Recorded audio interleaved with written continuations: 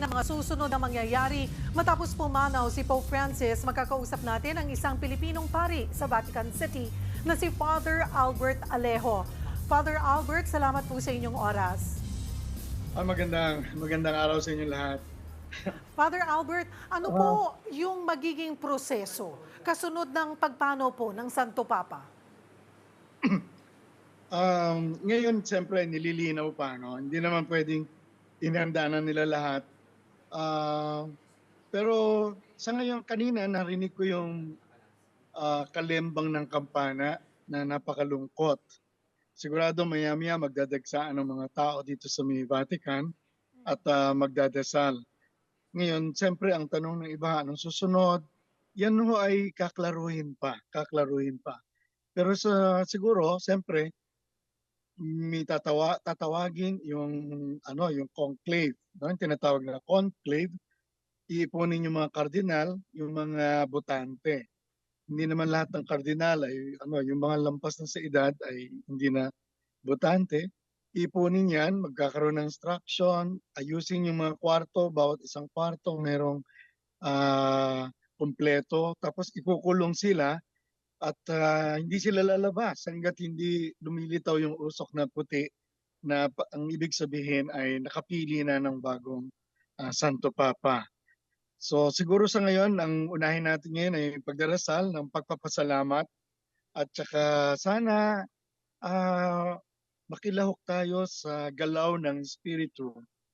Kung maiwasan natin yung pag-iisip ng mga politikahan, intriga sa pagpili, mas makabubuti. Alam mo, siguro ang pinakamahalaga ngayon ay balik-tanawan natin yung legacy ni Pope Francis. Marami siyang ginawa, marami siyang pinuntahan. Pinuntahan niya yung mga bilangguan, mga may sakit, pati nga sa Pilipinas, sumugod siya sa bagyo. At sana po 'wag nating kalimutan na meron siyang mga sinulat at ilan sa mga sinulat niya yung mga social encyclicals, katulad nitong, Laudato Si tungkol sa kalikasan, yung Fratelli Tutti tungkol sa mabuting pagkakaibigan ng iba't ibang mga kultura, iba't ibang relihiyon at pagsasaayos ng gobyerno, pagsasaayos ng lipunan, mga karapatan ng tao at para matigil na yung mga giyera at mga pang-aapi. At saka huwag nating kalimutan, may sinulat din ho siya na encyclical tungkol sa banal na puso ni Jesus, yung Dilexit Nos, no? Sana pagdasal natin ang kanyang kaluluwa, pinagdadasal din niya tayo. At alalahanin natin, panahon ngayon na balikan ano nga ba yung mga mahalagang turo niya at bahagi nito ay pagmamahalan, pagkakaibigan, panlipunang pakikipagkaibigan at political na pagmamahal. So, yun lang siguro mensahe ko ngayon. At siguro po, Father Alejo, ano po ang, para po sa inyo bilang pari, ano po ang nagmarka sa inyo sa nagawa po ni Pope Francis sa mga Katoliko? Siguro yung ano, pwedeng sabihin ko na pinalawak niya yung pananaw natin. Mhm. Meron kasi tukso na sabihin na tayo lang yung maliligtas, tayo lang yung tamang grupo. Pinalawak niya, hinipo niya yung mga nasa gilid. Talagang kabilin-bilinan niya, kabilin-bilinan niya, ito, go into the margins. Pumunta tayo dun sa gilid-gilid. Hindi yung palaging tayo nakakulong na namumutla sa loob ng kumbento. Sabi niya, si Jesus hindi eh. Naglakad siya na naglakad. Inabot niya ang mga nasa gilid-gilid at nilampasan niya ang mga makikitid at makikipot na mga pananaw ng ating mga kategorya sa lipunan. Sa palagay ko, yun ang isang napakalaking legacy niya, pamana niya sa atin, na pinalaki niya ang ating puso para dipahin, yakapin ang mas maraming uri ng mga tao na huwag tayong magpalimita, maglagay ng mga bakod na nagpapakitid sa daigdig ng pagmamahal. Kung gaano kalawak at kalalim yung pagmamahal ng Diyos, ganoon din sana ang kalawak at pagmamahal ng mga sumusunod sa Kanya. Father Alejo, alam ko po ay napakabago po ng balitang ito, no, ng pagkamatay ni Pope Francis. Pero may babahagi po ba kayong detalye sa amin kung ano po yung mga susunod? I understand na kapag po ang isang Santo Papa ay namatay, ay may very mga specific and solemn processes po na pagdadaanan. So, tapos na po yung kanilang confirmation of death. So, dito po ba ay susunod na yung pagluluksa?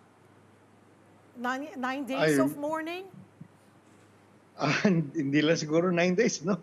Pero ang maganda niyan, siya mismo, nung buhay pa siya, sinabi na niya na preference niya, doon siya ililibing sa Santa Maria Maggiore, yung malaking simbahan na dedicated kay Mama Mary. Mhm. At dahil ibang klase yon, normally dito sa may Vatican yung libingan, siguro may ibang mga preparasyon. Abangan natin ho ito dahil may kakaibang paglilibing at pagluluksa ang magaganap dito. Sigurado dahil jubileo, napakaraming mga tao dito at siguro kung sa punto de vista ng security, ayusin nila yung mga daloy ng tao, security, no? Bantayan ho natin ito at magiging bukas naman ang Vatican sa bawat kilos nila. Father Alejo, yung po bang conclave and yun pong election of a new pope, will this happen after po ng paglibing or magsisimula na po ito ngayon habang pong nagluluksa pa? Okay. Ah, Di natin alam, pero siguro naman ililibing mo na si Bishop, si Pope. Ililibing mo na siya at hindi naman talaga ganun para bang hindi matutuloy o maliligaw ang simbahan kung hindi muna simulan ang conclave. Kailangan siguro yung tamang pagluluksa na lang muna. Tapos sisimulan yung conclave. Ayusin pa yung mga kwarto niya ng komunikasyon. Ayusin yung pag-aasikaso sa mga media, sa security. So siguro ibibigyan muna siya ng tamang pahinga at tamang pagluluksa para sa mga tao. Panghuli na lamang po, Father Alejo, siguro muli ang ating maiksing mensahe sa sambayan ng Pilipino sa pagpanaw po ni Pope Francis. Sana po tanggapin natin at magpasalamat tayo na binigyan tayo ng isang papa, isang ama, ng tunay na ama na napakalaki ng puso, laging nakangiti. Sa kanyang panahon ay marami siyang inabot na mga malalayong lugar, mga hindi pinupuntahan ng karaniwang mga pare, hindi pinupuntahan ng karaniwang mga obispo na gara-gara ng mga suot. Inabot niya ang mga nasa gilid. Sana po, bukod sa pagluluksa, balikan natin at namnamin at nguyain at talagang palusugin natin kaluluwa sa kanyang mga itinuro.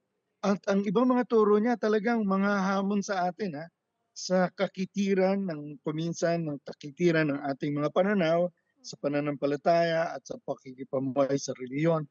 Sana po kung paano niya pinalawak ang ating diwa, ang ating kalooban, ganoon din sana sumunod tayo sa pagpapalawak ng ating kamalayan, ng ating pagdama, pakikiramay at pagkilos sa lipunan.